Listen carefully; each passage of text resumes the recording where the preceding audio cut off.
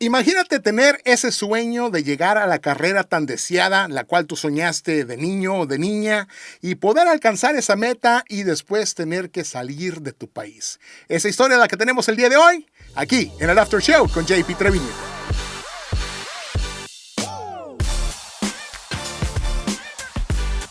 Bienvenidos sean a otro episodio más del After Show con JP Treviño, su servidor. El día de hoy tenemos un programazo sobre todo por lo que está pasando en esos momentos.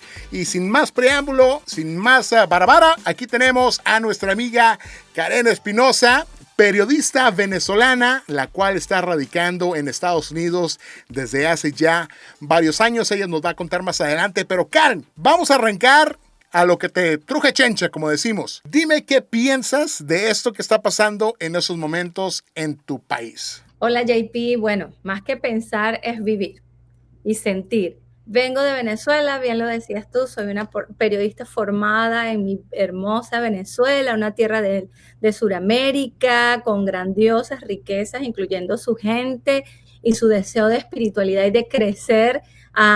Por muchas razones fueron interrumpidas y una de ellas se debe a una crisis política y social. En el año 2014 ya me formaba, estaba en pleno desarrollo de mi carrera en Venezuela como periodista en el área de política, algunas veces en el área de sucesos, trabajaba para un canal de televisión regional, es decir, un canal local con trasfondo nacional, o sea, llevábamos noticias nacionales y estaba dirigido a al segundo estado más importante de Venezuela, que es el estado Zulia, de la ciudad de Maracaibo, que es la ciudad petrolera.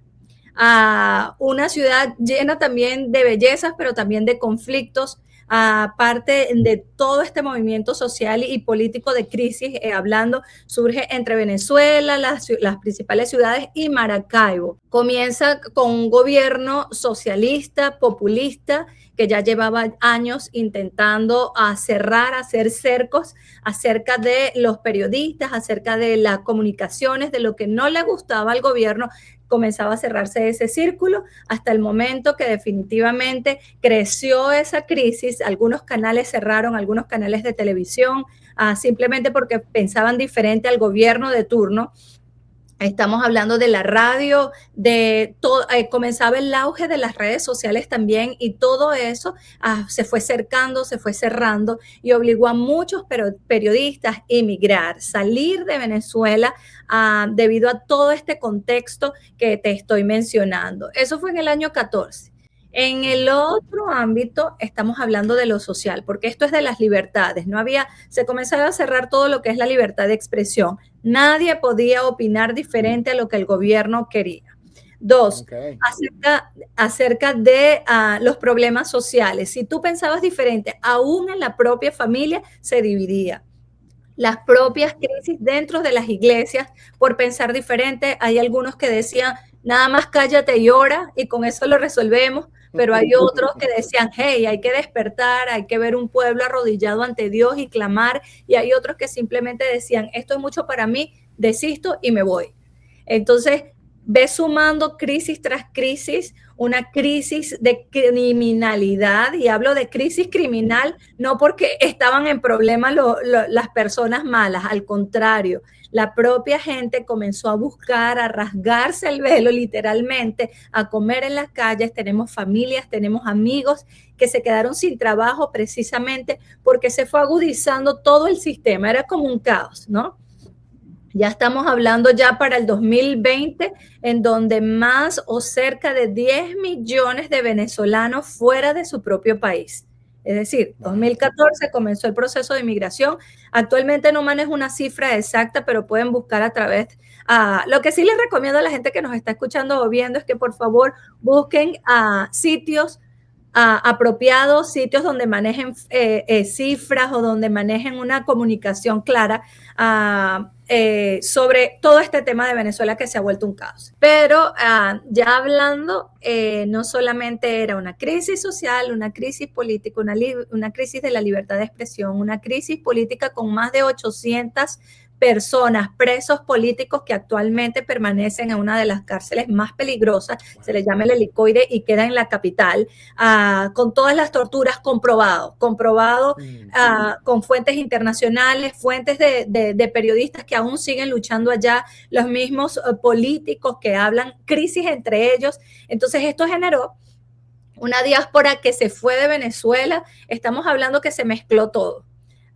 Se mezcló lo bueno, la gente que salió de Venezuela en busca de huyendo de esa crisis, pero también buscando opciones para subsistir.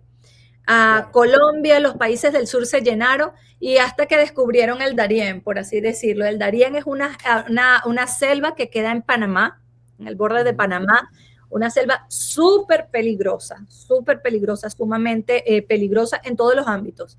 Transportan droga, transportan trata de personas, no tenían acceso y de repente abren todo eso y comienza esta diáspora venezolana a llegar a los Estados Unidos, a llegar a la frontera con México y sucede toda esta locura que dejan entrar a muchos venezolanos, compatriotas, vecinos, amigos.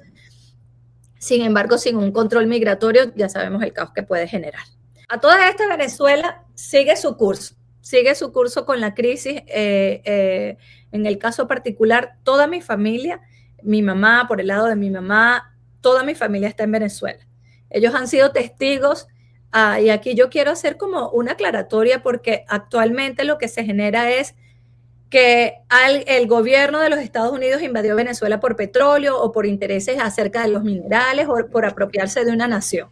Déjenme decirles esto y con toda la propiedad puedo decir que soy testigo de que eso no está pasando. ¿Saben por qué? Porque realmente lo que necesitábamos era un cambio. Este es lo que pasó en Venezuela con la salida de Maduro por parte del gobierno de los Estados Unidos, obviamente, que se llevó este movimiento el 3 de enero, es el cambio que por muchos años necesitamos. Por muchos años necesitábamos que alguien tomara la voz y es el cambio que estamos viendo actualmente. Creo que esto ha llamado mucho. Estamos como, al momento de esta grabación, estamos realmente viviéndolo como lo más sensible. Porque la desinformación nos lleva a opinar fácilmente.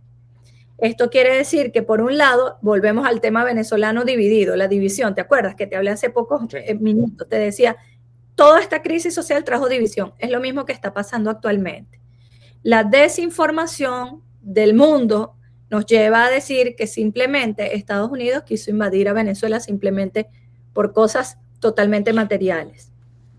Vamos a la realidad de fondo. Estados Unidos ha venido trabajando con Venezuela desde años y años tratando de intervenir y darle un alto al sistema socialista comunista. Y esa es nuestra realidad. Y el venezolano común, el venezolano que ahorita está allá en Venezuela, pregúntate, ¿tú crees que le importa si hay petróleo o si no hay petróleo? Está como el meme, ¿no? De que si la tierra es plana y así como que, ¿y qué? Tienes que pagar taxas, vas a dejar de trabajar. Pues no, entonces ¿qué te importa? Que los extraterrestres que son reptilianos, ¿y qué te importa? Tienes que seguir viviendo tu vida. Oye, pues ya nos dice un poquito el orden cronológico de la situación en Venezuela. ¿Cómo fue para ti tomar esa decisión de decir, ¿sabes qué? Esto no se puede. ¿Cómo fue más por el ámbito, digamos, de personal, digamos, el poder subsistir el día a día? ¿O fue más por el área de trabajo, el área profesional que dices, bueno, pues tengo todo ese tiempo estudiando para poder ejercer como periodista y ahora estamos siendo oprimidos, yo tengo que salir de aquí? ¿Cómo fue esa decisión y cómo lo tomó tu familia? Ok, razón tienes de todo lo que dijiste, porque en nuestros países de Latinoamérica, para lograr una carrera universitaria, sobre todo con todo esto que estamos viviendo, se sufre. Y realmente tú tienes que luchar y tienes que creer y vivir bajo la fe de que puedes lograrlo. Esto, como todos, queremos superarnos, queremos trabajar con valores, queremos trabajar con la identidad humana, y eso me llevó a mí a luchar bastante por mis estudios. Sin embargo, a principios del 2014 hubo una crisis que rompió con todo esquema. Eran crímenes y asesinatos que ocurrían. Si tú pensabas diferente, ibas a la cárcel, eras castigado y hasta la muerte. Mi familia vive en el interior del país.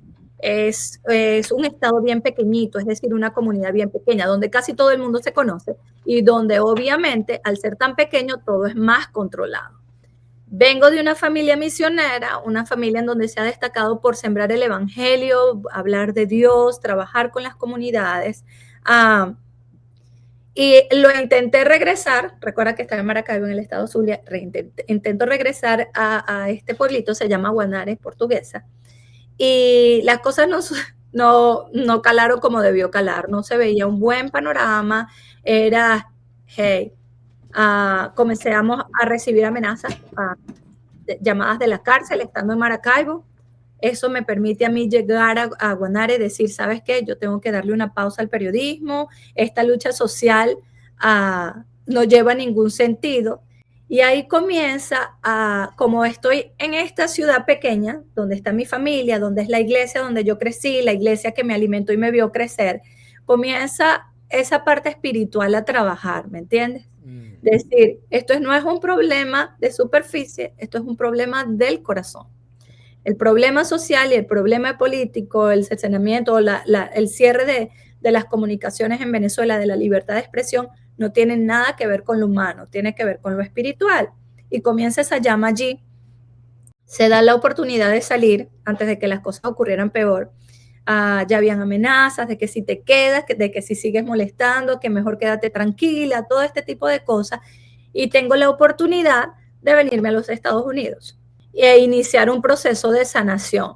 Un proceso de sanación porque crecí con tantos ideales y con tanta dificultad para lograr una carrera, para trabajar, ¿sabes? Como que en los medios de comunicación yo amaba mi profesión y de repente todo se ha ido. Todos, la mayoría de mis colegas se disiparon, nos esparcieron. Huye por acá que es más fácil, el otro quédate, pero bueno, en la clandestinidad, el otro tratando de sobrevivir. Queda aquí y comienza a encontrarse ese proceso en mi vida de sanación, de espiritualidad, de encontrarme con Dios y decir, hey, ¿cuál es el propósito por el cual tú me creaste y me permitiste a mí sembrar este amor por las redes sociales o este amor por las comunicaciones realmente, más que por las redes sociales? Y de allí surge esto de mudarme a Fayetteville. Yo estaba en un pueblito, si yo vivía en un pueblito en Venezuela los últimos meses de venir, llegué en otro pueblito que literalmente tiene nada más un semáforo. Se llama Spire, Oklahoma. Gente maravillosa, gente espectacular, me recibieron, la iglesia de Fort Smith también me recibió con mucho cariño, allí tenía una amiga de infancia que estaba viviendo allá y bueno, eso me permitió llegar acá. Y comienzo a trabajar en un medio de comunicación, en un canal de televisión llamado Univisión, que me dio esta oportunidad de hablarle nuevamente a nuestra comunidad. Ahora desde la única condición es que tenía que cambiar radicalmente de la perspectiva de cómo manejaba yo mi comunicación, porque mi enfoque era política y todo lo que tiene que ver con desarrollo comunitario. Ahora era enfocado a la familia, a las cosas lindas, y yo, ¿existen realmente cosas lindas? Porque venía cargada y saturada de tantas cosas, ¿me entiendes? Te iba a preguntar, ya que dijiste que tomaste la decisión de salir de tu país, ¿ya habías visitado tú Estados Unidos antes de? Sí, la había visitado cuando estaba todavía en high school. Okay. Mi mamá misionera, veníamos a trabajar o a hacer trabajos misioneros con las iglesias hispanas de acá en Georgia, en el estado de Georgia. Pasé un periodo con gente preciosa también. Sin embargo, mi necesidad y mi deseo de formarme con una carrera universitaria me llevaron nuevamente a estudiar mi periodismo en Venezuela. Tú regresaste a hacer tu carrera normal y después te decides ya... ¿Cómo fue ese momento de decir, sabes qué? Mencionabas las amenazas, mencionabas de que cada vez era más la opresión por diferentes frentes. ¿Cómo fue esa noche antes o cómo fue dijiste, ya aquí no se puede más? ¿Cuál fue? ¿Hubo algún punto específico? ¿Hubo alguna acción que tomaron en contra tuya que dijiste, no, contra tu familia que dijiste, me tengo que salir de aquí? Y si así fue o si no fue, ¿cómo fue esa noche antes, digamos, esa noche antes de tomar el vuelo hacia un nuevo futuro? Si mi mamá me escucha esto, me va a ahorcar así, ¿por qué? Pero literalmente fue mi mamá. Mi mamá estaba bien preocupada por toda la situación que estábamos viviendo en Venezuela. Noche tras noche, la gente salía a la calle a protestar en contra del gobierno. Noche tras noche había gente que iba a la cárcel, gente inocente simplemente por decir esto anda mal. Noche tras noche veíamos la separación de las familias dentro de las propias iglesias que te lo mencionaba. Y yo era una luchadora. A mí me encantaba comunicar, a mí me encantaba decirle a la gente, hey, esto es mejor, esto tiene que cambiar, pero no toda la gente, sobre todo los del gobierno, no le gusta escuchar eso. Claro. Y una noche mi mamá me dice, hey, necesitas hacer un cambio en tu vida, porque si no me vas a matar de un infarto. Tú sabes, las madres preocupadas. Eso es el lado que puedo contar. Claro. El otro lado son las amenazas. Ha pasado ya muchísimo tiempo y es algo que el Señor me permitió sanar.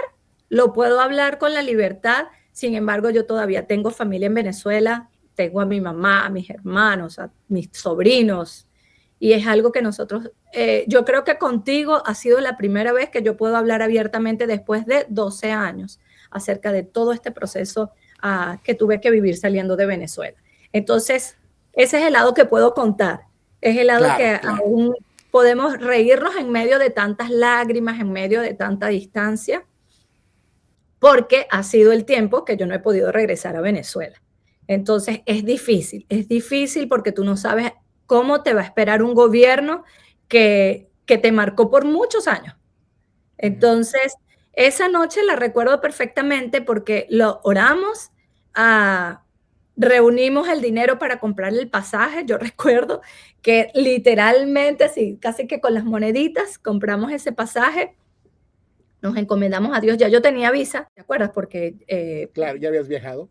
Ya habíamos viajado, la parte misionera, Dios nos había dado esa parte accesible. Sin embargo, era un solo viaje que había tenido en cuando estaba en high school, en mi adolescencia, juventud, en mi temprana juventud, y después ya como una periodista formada, ¿no? Toda profesional, mujer y todo esto. Y recuerdo esa noche que yo le dije, no, yo voy a volver. Sin embargo, tú sabías, o sea, en mi corazón yo sentía que ese voy a volver podía tomar mucho tiempo. Y hasta ahorita ha tomado 12 años, o este año vamos para 13, creo, 13 años.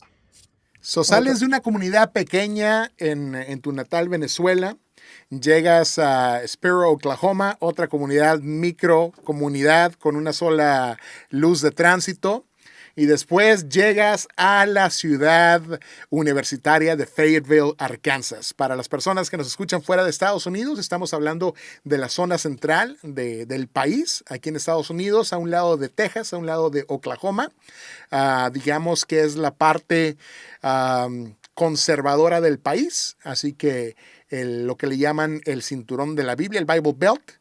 Así que fue un shock cultural para ti el poder llegar, no tanto el área profesional, pues empezaste a trabajar para la cadena Univisión local, pero fue algún tipo de shock cultural en cuanto se refiere al estilo de vida, la interacción familiar que veías aquí ya del lado americano, del lado anglosajón, comparado con lo que tú creciste en Venezuela con una familia latinoamericana. Totalmente. Tenemos los mejores recuerdos de eso porque mi amiga de infancia, la que te dije, por la cual yo llegué acá a Oklahoma, ella es color latino, somos marroncitos. Y cuando yo llego, era una comunidad totalmente norteamericana. Y era un proceso para adaptarnos demasiado, digamos, tuvimos que romper muchos esquemas. En mi lado, yo pensaba que como buenos venezolanos, nosotros somos querendones. Nosotros abrazamos, besamos, le decimos mi amor, sí, mi vida, a la persona que apenas te está estrechando la mano, sin ninguna connotación o sin ningún, ¿cómo se dice? Sin ningún interés. Somos querendones. Podemos estar re mal. Mira, yo sonrío ante la crisis y celebro aún en las derrotas porque primero somos hijos de Dios y segundo pues nuestra formación, somos del Caribe, nos gusta la alegría Y eso fue un choque, el primer choque. Norteamérica, South America o Sudamérica, ese choque cultural. Lo segundo, que creo que fue lo más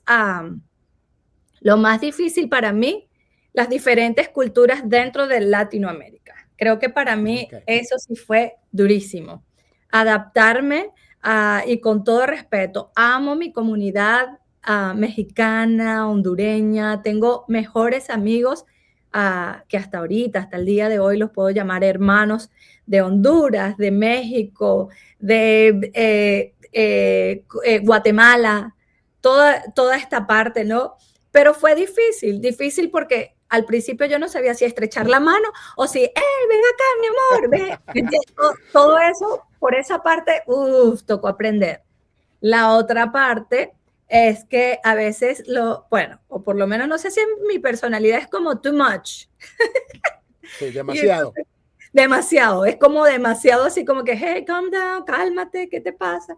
Entonces, eso fue un proceso de adaptación, un proceso divinamente que pudimos llevarlo y estoy agradecida a Dios por esas oportunidades porque a lo largo de los años aquí en Estados Unidos, lo que puedo decir es que cada experiencia vivida vale la pena. Cada experiencia, cada lágrima derramada, cada momento duro se convirtieron en lágrimas de alegría, se convirtieron en fidelidad absoluta y dependencia de Dios. Y eso creo que ha sido el botón que me sigue impulsando de decirle a la gente, claro, ahora desde un ámbito completamente diferente, que no estoy trabajando directamente con las redes sociales hacia el periodismo político o social.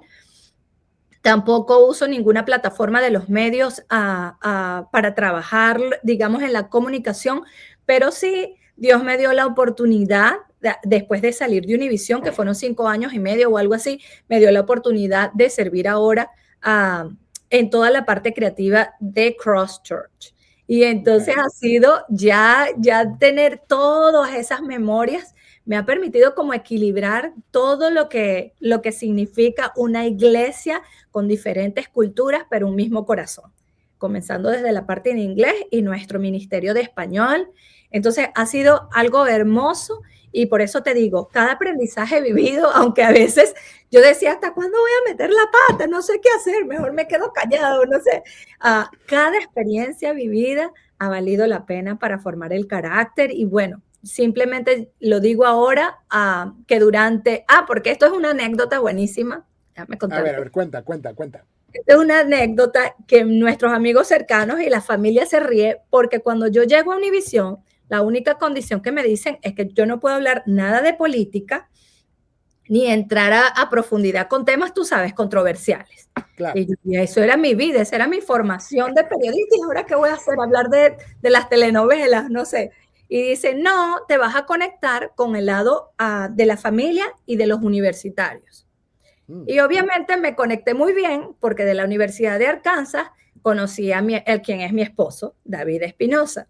Entonces, ¿viste? Mira, nada dos hermosas chiquitas que amamos, o sea, Emilia y Eloís. Y entonces todo el mundo dice, muy bien que conectaste. Es una anécdota deliciosa que Oye, platicabas que estuviste en Univisión. ¿Tú pensaste en ese vuelo de Venezuela a Estados Unidos que tú ibas a poder ejercer periodismo una vez más? Para nada. Yo llegué mi primer día a Miami y duré 24 horas. Me recibieron hermosamente unas amistades venezolanas y me abrumé tanto que yo dije, esto no es lo que yo quiero a mi vida. Había algo, como te digo, había algo más de fondo y no de forma. Había algo que tenía que cambiar y era literalmente necesitaba descansar, abrirme, descansar, pensar de que Dios tenía grandes planes para nosotros. Y cuando yo llego a Spiro, Oklahoma, obviamente llego con una visa de turista, donde no hay oportunidad para trabajar, tú sabes todo lo que significa para un inmigrante, todo el proceso que conlleva. Para empezar, para el 2014, muy pocas personas o muy pocos abogados para ese entonces hablaban lo que era un asilo político. No, de refugiados nada más había la parte de África. ¿Qué tiene que ver una suramericana pidiendo refugio y todo eso? Eso no existía acá, para nada. Entonces, por allí se despertó algo, ¿me entiendes? Era, hey, un tema que comienza a sonar, comienza a ser internacional, lo que es el tema de Venezuela, lo que está pasando en Venezuela, la crisis y todo eso. Pero por otro lado, yo tenía que sobrevivir. Y recuerdo que la idea era quedarme un tiempo, estabilizar todo, ¿me entiendes? Que bajaran las aguas, supuestamente el gobierno iba a cambiar, todo iba a cambiar y podía regresar a Venezuela. Pues eso no pasó y tenía que tomar una decisión, me quedo y necesitaba conseguir mi abogado, costear los abogados, los derechos, todas estas cosas. Y yo digo, ay, ¿qué hago? Y mi amiga, bien orgánica, me dice, chama, pero vamos a hacer arepa. Arepa es un alimento, como una pupusa. O como una gordita en México. Como una gordita en México, exacto, como una gordita en México, piénselo. Ya, y además ya somos internacionales, ustedes saben que es una arepa. Sí. Bueno, es la, mejor llamémosle la gordita venezolana, porque sabemos que la gordita es la original. La gordita es la original. Exacto. Bueno, ya vas tú, ya está bien. Ya hay mucha experiencia que ya sané, ¿ok? Entonces, sí, si ya. Gordita venezolana, hazlo. Pero este es otro destello divino.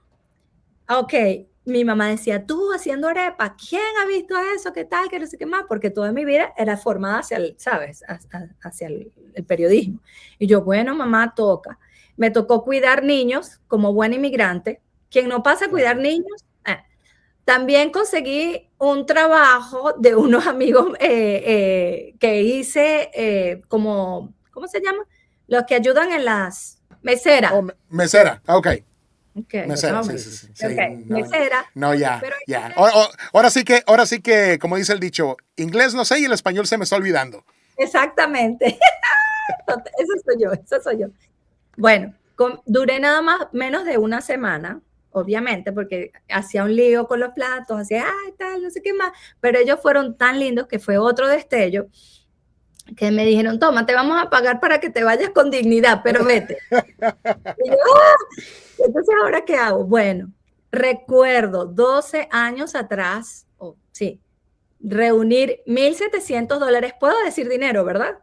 Sí, claro. $1,700 vendiendo arepas a nuestros amigos, a la iglesia, para pagarle al abogado. Ese fue el primer paso de fe en donde yo dije, cuando me encontré con el Señor, reconcilié, ¿sabes? Ese avivamiento que estaba ahí queriendo salir, dije, si esto es de ti, por favor, muéstralo. Y no lo hice como un reto, lo hice desde el corazón, deseando de que, hey, si tú me necesitas aquí, quiero ser tu sierva. Y sabía que era un proceso larguísimo que recorrer, larguísimo. Y ese fue ese destello. Tengo esa memoria que yo creo que hasta mis nietos se los quiero contar. Un día Dios me permite ver eso, o que quede como un cuaderno registrado de una emigrante venezolana, periodista, que en sus primeros días en los Estados Unidos vendió arepitas para poder pagar su abogado y comenzar este proceso legal para quedarme legalmente o tener la documentación requerida aquí en los Estados Unidos. Entonces, esta es una buena anécdota. Interesante que lo mencionas. ¿El abogado lo obtuviste cuando estabas en Oklahoma o ya cuando estabas en Arkansas? Cuando estaba en Arkansas. Ok. Sí, porque iba a decir, en ese pueblito de Oklahoma, seguramente, como tú mencionabas, no sabían ni qué era algún tipo de... Estás hablando, para la gente una vez más que nos escucha fuera de Estados Unidos, estás hablando de una región o es ganadera o es petrolera. Y así como que de ahí no saben nada de que si TPS o si que problemas de inmigración, a ellos no les importa. Mientras hagas tu trabajo bien y no te cuerne un toro, te caigas en una noria petrolera, no les importa nada. Bueno, ya estabas en Arkansas, el señor pudo proveer el dinero que necesitabas vendiendo arepas para conseguir tu abogado. Entonces ya, digamos, brinquemos ya estamos legal en ese país, ya podemos trabajar a la buena de Dios. ¿Cómo fue ese conecte? ¿Todavía tenías esa espinita del periodismo o dijiste, bueno, como toda persona que ya recibe sus papeles, pues lo que caiga primero, eso entramos a trabajar? Mira, No fue tan difícil porque recuerda que en Venezuela también yo trabajaba para una fundación que aunque era por política, era una fundación que trabajaba con las comunidades vulnerables, es decir, personas de escasos recursos, personas que no tenían casas, personas que necesitaban trabajos de vivienda y todo esto, y eso permitía que el recurso social y esa espinita social siempre se mantuviera, ¿me entiendes? Dábamos a conocer realidades de que, por ejemplo, esta barriada o este sector está de escasos recursos, necesitamos de su ayuda. Entonces, llegar aquí era, claro, estamos hablando de Estados Unidos, donde yo también pensaba que todo el mundo era rico, para empezar. Nadie tiene problemas, ni nadie, o sea, todo el mundo era, tú sabes, estabilidad, todo el mundo tiene, pues déjame decirse que ese fue otra realidad. Y se añadió otra realidad que es palpable, que es el tema de las emociones y de las conductas, es decir, las depresiones, todo ese ámbito médico o de salud. Entonces se fusionó algo muy lindo porque recuerdo que teníamos, aparte del noticiero, teníamos a César Kansas y ya había ese contenido social. Y para mí me encantaba, nosotros siempre despedíamos el programa, Dios nos dio ese privilegio, recuerda que le decía, hey, úsanos, úsame donde tú me lleves, que haya un destello de esperanza. Por ejemplo, cuando hablábamos de temas que me llega ahorita a la mente, había un testimonio muy lindo que nosotros, duro, ¿cómo se llama este tren? Que ha mutilado a muchísimas personas cuando están en la frontera y quieren pasar. Oh, La Bestia. La Bestia. Tuvimos un testimonio de un señor en silla de ruedas que había perdido sus piernas porque producto de esto, de él, de buscar el sueño americano, de buscar un mejor futuro, de buscar estabilidad, pasó ese proceso, perdió sus piernas y bueno, sobrevivió y está aquí en los Estados Unidos. Y yo recuerdo convertir lo que era una historia triste en una historia de esperanza, porque él dice, si todo esto no hubiese sido por la mano de Dios, yo ahora no pudiera hablar de esto. Entonces, es algo maravilloso lo que Dios nos permitió trabajar allí. Creo que fue ajustarnos y acomodarnos también con los estudiantes universitarios, como te decía. Tuvimos la oportunidad de conectar, de dar a conocer que la comunidad estudiantil, no sé, latinoamericana o inmigrantes, de padres inmigrantes, no se quedaba en el high school, sino que tenían la oportunidad de llegar a la universidad y tener un título para mejor futuro. Y eso es algo también que hasta el día de hoy yo puedo seguir promoviendo. Yo digo, nuestra comunidad inmigrante tiene que entender que tal vez hay muchas barreras. Yo soy un testimonio de esas barreras, una venezolana perseguida, una venezolana con una crisis política y social terrible, pero que simplemente no decidió quedarse en la barrera, sino que permitió usar esa barrera para transformarlo en esperanza y en acción. Y a todas estas, todo esto nos llevó a conectar con Pablo, que es nuestro pastor del Ministerio de Español acá en Christchurch. Yo recuerdo que le decíamos el pastor de Univisión, era nuestro pastor. Era el pastor de todos, todo el equipo de Univisión estaba ahí en Christchurch. Paréntesis, Christchurch es una iglesia muy grande aquí en el noroeste de Arkansas, donde estamos en el estudio del After Show. Inclusive, aquí es donde Karen y yo conectamos, que es lo que tratamos de hacer aquí en el podcast. La mayoría de la gente que tenemos como invitados tenemos una relación, nos conocemos de alguna u otra manera. Bueno, yo, tanto como Karen, somos directores de multimedia en nuestras respectivas iglesias, pero caso curioso que cuando Christchurch, una iglesia americana, lanza el primer servicio, la primera iglesia en español completamente con un pastor hispano, a mí me invitan a formar parte de esa iglesia para ayudar con el lanzamiento. Así que estuvimos ahí un año con el pastor Pablo. Y mi esposa me dice que se acuerda de ti. Yo no me acuerdo. Ya íbamos nosotros transicionando fuera cuando ustedes ya empezaron a tomar la batuta. Así que un saludo para el pastor Pablo. Al rato lo vamos a tener aquí de invitado en el podcast. Pero esa es la conexión con con Karen. Así que decías, Pablo era el pastor de Univisión porque la mayoría de las personas que colaboraban en Univisión estaban en la iglesia de él.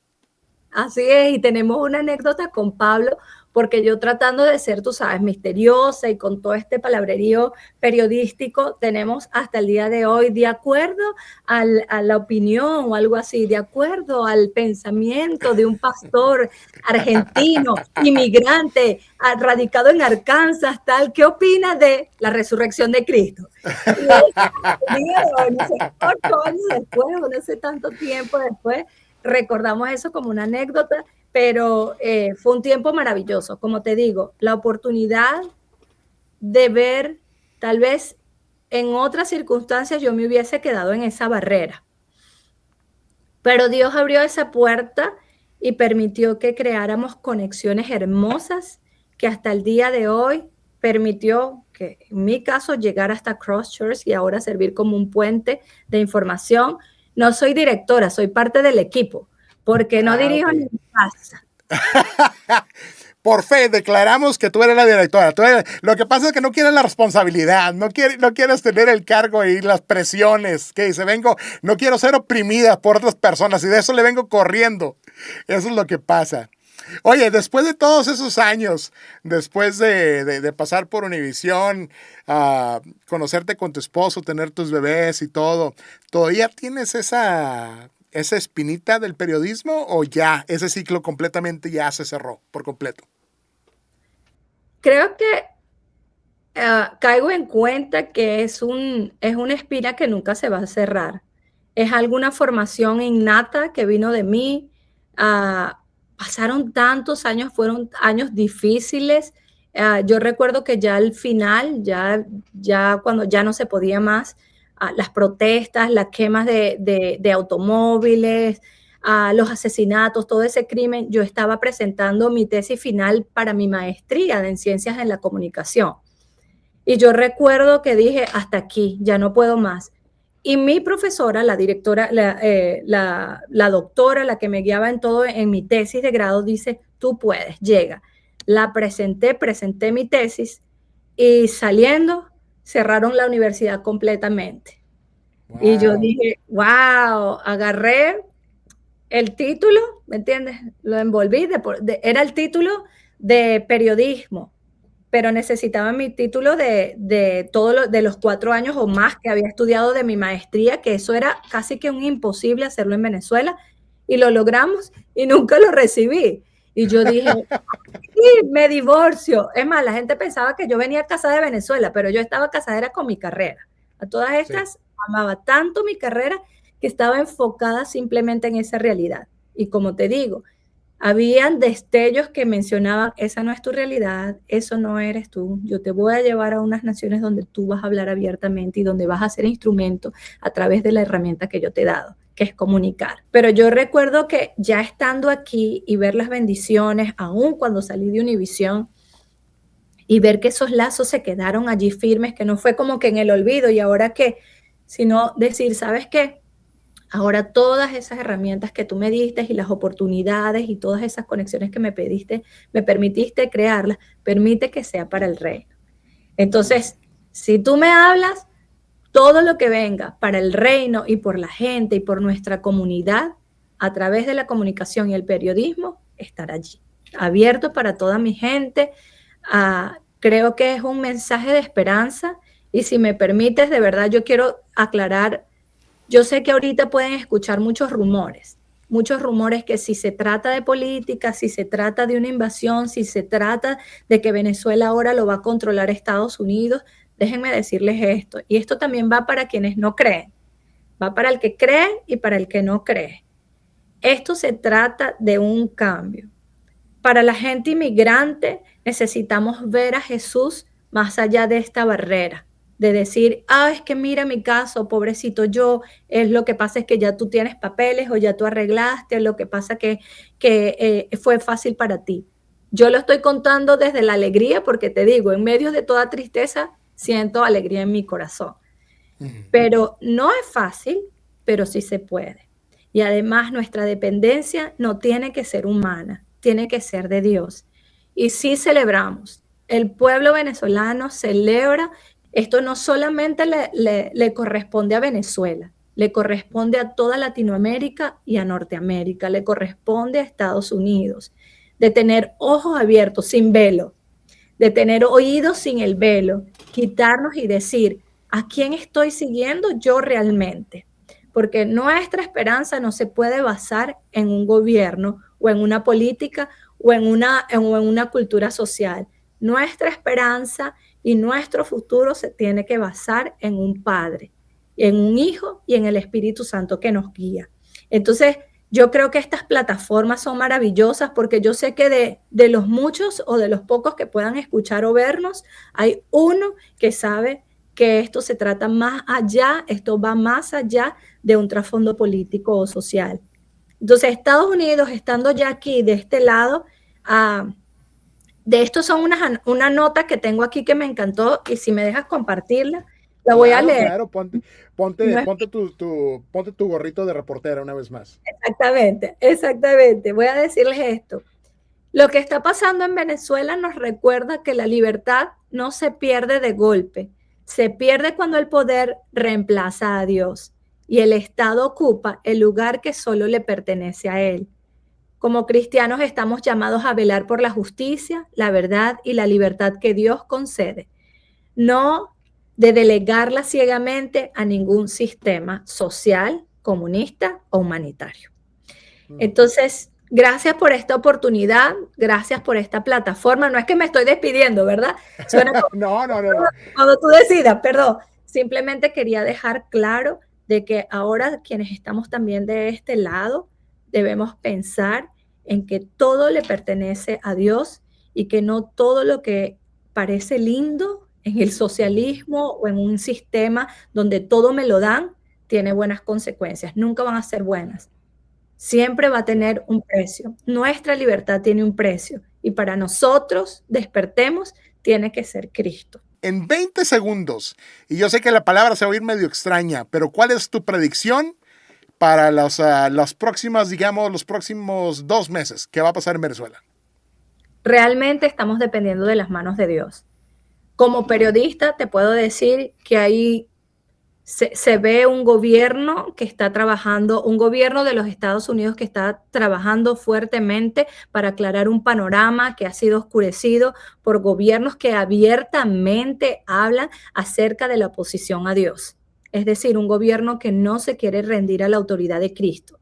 Entonces, en el caso de Venezuela nos queda tener esperanza y nos queda tener paciencia y yo sé que eso es una virtud. Pero hay algo maravilloso que nos las puede dar, que es el Espíritu Santo. Ahora, como una fiel creyente, que es mi caminar ahora y que abiertamente lo digo, ahora todas las comunicaciones de mi lado es referencia a hablar del Evangelio, es que hay un solo Cristo y un solo mediador, que es precisamente ese Cristo. Si yo sé que ahorita muchos nos han dicho, es fácil decirlo, pero ¿sabes qué? Más que decirlo es vivirlo. Vivamos a Cristo diariamente. ¿Cómo puedo vivir yo a Cristo diariamente en medio de este caos, en medio de este lío que no sabemos que va a pasar 2 meses, pero sí sabemos políticamente hablando o geográficamente hablando, pero sabes que sí sabemos que si yo decido aceptar a Jesús como mi Señor y Salvador, hoy estoy seguro que lo que pase en 2 meses no va a depender de mí. Porque si estoy segura que hoy Dios me dio la salvación a través de su Hijo Jesucristo, estoy segura que la esperanza va a permanecer en 2 meses, 2 años o 20 años. Venezuela lleva 26 años o más esperando y llegó la oportunidad. Sabemos que toda buena dádiva viene directamente del Señor. Karen, sabemos que pues no estás muy activa, digamos, desde el punto de vista periodístico en las redes sociales, pero déjanos saber dónde podemos encontrar a tu iglesia a la cual tú perteneces y en la cual tú sirves. ¿Dónde la encontramos? Ok, es Cross Church Español. Y lo pueden conseguir, es la de Facebook que tiene un puntito. Y en Facebook, Cross Church Español. Se lo vamos a dejar porque todavía, viste, mi inglés no puede decir ni siquiera cross. Lo vamos a poner en la descripción de este episodio. Sí, no te puedes. No, pues muchísimas gracias, Karen, por haberte tomado el tiempo de estar con nosotros en este episodio. Seguimos orando por todo el pueblo venezolano. Te platicaba que estuve hace mes y medio a escasos media milla de la frontera con Venezuela. Estaba en Cúcuta, Colombia. Andábamos dando la vuelta por allá y todos los pastores que conocimos allá, que eran de Venezuela, hermano, venga para Venezuela. Y yo así como que, ay, pues fíjese que no nos dejan pasar. Paso, pero ya no regreso a mi casa. Ese es el único problema. Así que vamos a esperar. Así que no digo que yo tuve algo que ver con esto, porque estuvimos tan cerca, que estuvimos orando. No quiero decir que fue por mi culpa que se abrió. Ahora sí, esperemos que se abran las fronteras para yo poder visitar Venezuela y que tú puedas regresar a ver a tu familia. Amén. JP, yo sí lo creo, porque un pueblo se está uniendo. Una sola nación se vuelca sin importar la nacionalidad o la raza o el color. Hay una sola nación, hay un solo pueblo que se está volcando la mirada a Jesús y eso es lo que ha permitido que haya una puerta de entrada para la libertad. Y Dios quiera que esa libertad se siga creciendo en Jesús, quien es el que nos da la vida eterna.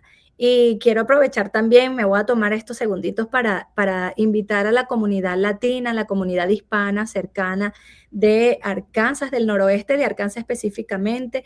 Nosotros tenemos servicios los domingos a las 11 de la mañana en el campus de Springdale, pero también tenemos servicio en la ciudad de Rogers, en PH, en Pinnacle Hills, a las 2:30 del mediodía. 2 servicios completamente en español y también la comunidad americana en inglés. También se pueden acercar a las 9:30 acá en Springdale y en los campus de Fayetteville y también en Rogers. Y también nosotros trabajamos con grupos pequeños que hemos llamado grupos de vida. Y si hay alguna persona interesada en hacer crecer su fe, en buscar una identidad o tan solo buscar respuestas donde no las ha encontrado, estamos abiertos para servirles. Aquí los esperamos. De verdad, búsquenos a través de las redes sociales. Ya saben, Cross Church Español en Instagram y Facebook. Karen, muchísimas gracias por habernos acompañado. Y bueno, pues aquí termina el podcast del día de hoy. Esto es el After Show con JP Treviño. Nos vemos a la próxima.